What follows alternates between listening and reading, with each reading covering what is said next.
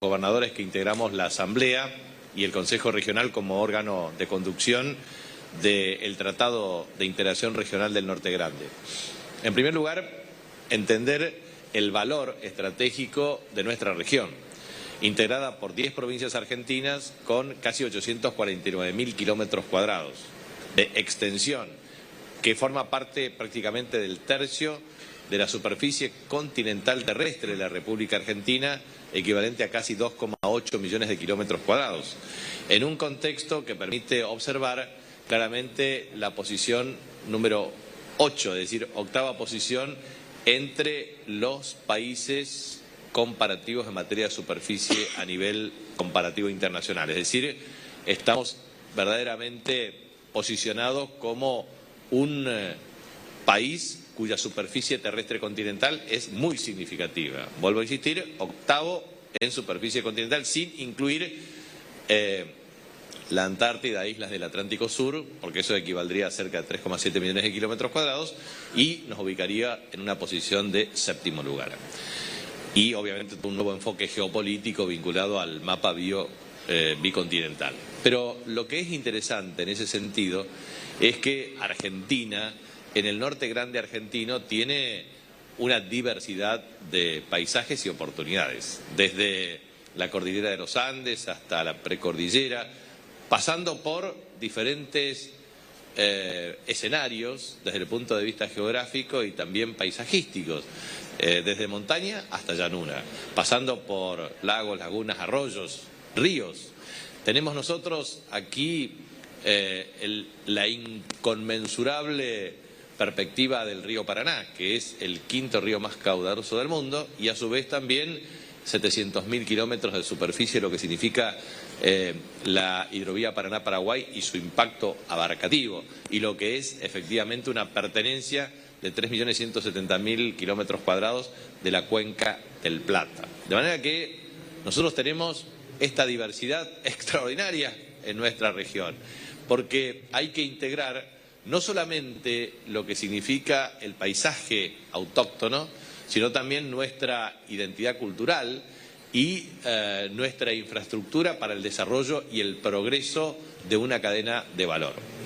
Muchas veces no se sabe, y la historia no lo repite, pero ustedes saben, todos nosotros los norteños sabemos que somos preexistentes a la nación argentina y que el rol del Norte Grande ha sido insustituible, no solamente en el combate contra las fuerzas realistas, sino también porque fuimos un germen de la revolución, de la independencia y de la libertad. Y verdaderamente fuimos capaces de construir esa identidad y un grado de desarrollo superlativo. Entonces, nosotros aquí en la provincia del Chaco tuvimos, y ustedes saben, digamos, cuando nuestras procedencias, nuestra prosapia de nuestras comunidades originarias, sobre todo toda la familia, digamos, de Tonococté, Guaycurú, Guaraní, es decir, las distintas familias de nuestros pueblos originarios, junto a nuestras comunidades criollas, y después con toda la irrupción de distintas colectividades, constituyeron esta identidad plurilingüe, multicultural y plurireligiosa y espiritual. Pero en ese contexto es interesante remarcar que, por ejemplo, nosotros tuvimos aquí en las incursiones, en 1536 con la creación de Buenos Aires con Pedro de Mendoza, o en 1537 con Juan de Salazar, o Domingo de Irala en 1541, acá cerca, en Asunción del Paraguay, en Puerto Asunción, Asunción del Paraguay. Después, el 14 de abril de 1585 con Alonso Torres de Vera y Aragón, luego aquí Juan Torres de Vera y Aragón en Corrientes, la incursión de Sebastián Caboto en 1528 aquí en la isla del Cerrito. Todos son hitos históricos. Entonces, la primera cuestión que quiero transmitirles a todo el Norte Grande es ¿por qué no desarrollar un plan estratégico de turismo vinculado a nuestras raíces históricas, de nuestras comunidades originarias, de nuestras comunidades criollas y del proceso de conquista y colonización española y el rol de las colectividades? Ayer nosotros celebrábamos el Día del Agricultor por la creación de la colonia agrícola Esperanza, y era una colonia de cerca de 1.160 familias suizas. Entonces, lo que quiero transmitir es que aquí nosotros tenemos cerca de 25 colectividades arquetípicas, como lo tenemos en cada una de nuestras provincias del Norte Grande. Entonces, voy transmitiendo recomendaciones a todos ustedes para que trabajen juntos o trabajemos juntos. Primero, un plan estratégico de centros de interpretación. Nosotros tenemos que tener centros de interpretación para el desarrollo de todas nuestras comunidades originarias que forman parte de nuestra identidad, todas nuestras comunidades criollas, todo el proceso de conquista y colonización española como relato histórico, más el proceso efectivamente de desarrollo y crecimiento identitario de nuestras comunidades. La verdad es que eso es muy importante. Aquí en la provincia del Chaco nosotros estamos trabajando en el Centro de Interpretación Isla del Cerrito por Sebastián Caboto, pero también en las ruinas kilómetro 75, lo que fue Concepción del Bermejo, Matará y Huacalá, precisamente en la incursión de Alonso de Torres de Vera y Aragón, que fue efectivamente destruido por las comunidades originarias avipones.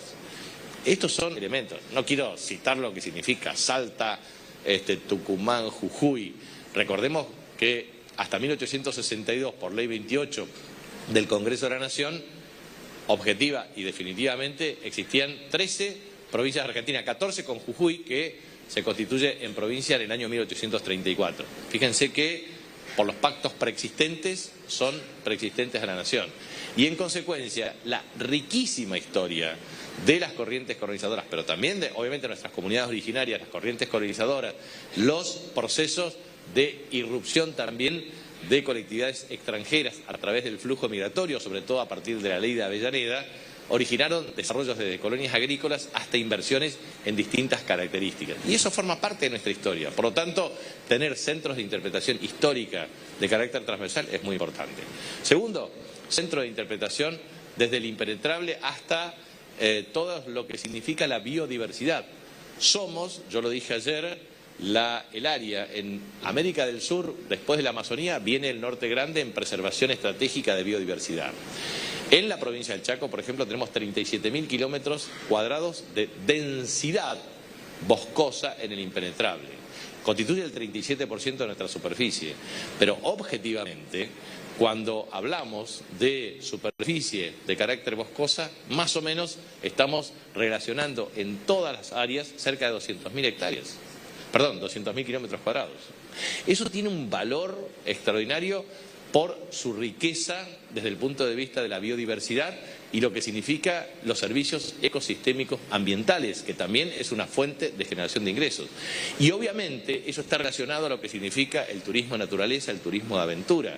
Y eso obviamente con parques nacionales, parques provinciales, reservas estratégicas desde el punto de vista ecológico y ambiental, constituyen claramente un vector para el desarrollo turístico, para lo cual es necesario generar corredores, así como uno puede pensar desde el corredor Puerto Iguazú, también el Esteros de Liberá con el impenetrable, pensar en corrientes transversales, horizontales o verticales de comunicación es clave, así como podemos comunicarnos desde el Pacífico al Atlántico, pasando por los pasos fronterizos hasta la hidrovía Paraná-Paraguay y utilizar el concepto de transporte multimodal. Por eso nosotros ayer planteamos la conectividad aérea con hub perfectamente articulados entre el NOA y el NEA, pero también con los países que forman parte de la red del Trópico de Capricornio. ¿Cómo no integrar a Chile, Bolivia, Paraguay, Brasil, Uruguay?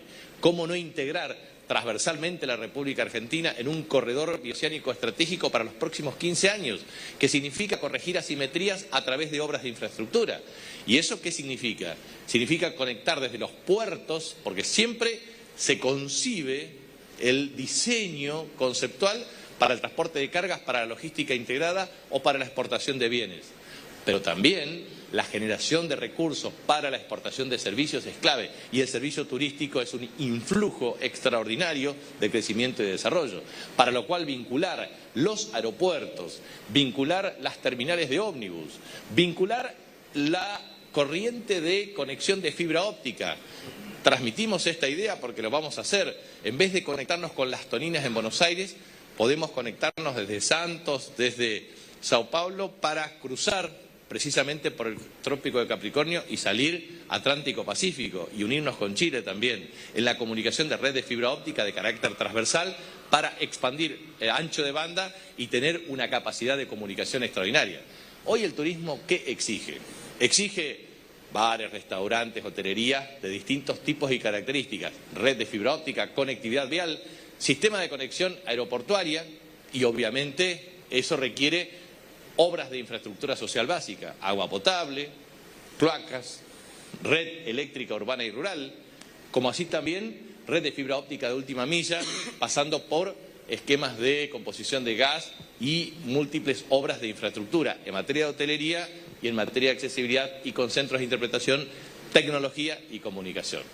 La verdad es que deberíamos nosotros pensar en el Norte Grande en ese plan estratégico de centros de interpretación, plan estratégico de conectividad por red de fibra óptica, plan estratégico de red de conectividad aeroportuaria, plan de conectividad de transporte de media y baja y larga distancia, plan de financiamiento. El previaje ha dado resultados extraordinarios. Esos son incentivos para articular un sistema de atracción de turismo receptivo, pero a su vez también de generar acuerdos con los países limítrofes desde el punto de vista de intercambio de flujo turístico. Tenemos en el turismo una masa crítica como base para la exportación de... Cuando uno observa, y yo recuerdo haber sido como senador miembro informante de la ley de turismo, cuando se generó el Fondo Nacional de Turismo y cuando se generaron los incentivos correspondientes, nosotros apuntábamos a una meta de generación de influjo de servicios turísticos equivalente a 10.000 millones de dólares por año. Nunca hemos podido superar 5.000 o 6.000 millones de dólares. El nivel de generación del efecto multiplicador de la generación de empleo es transversal a todo el país, llega a comunidades rurales y urbanas. Hay turismo rural y turismo urbano, así como nosotros podemos tener desde turismo salud hasta turismo científico.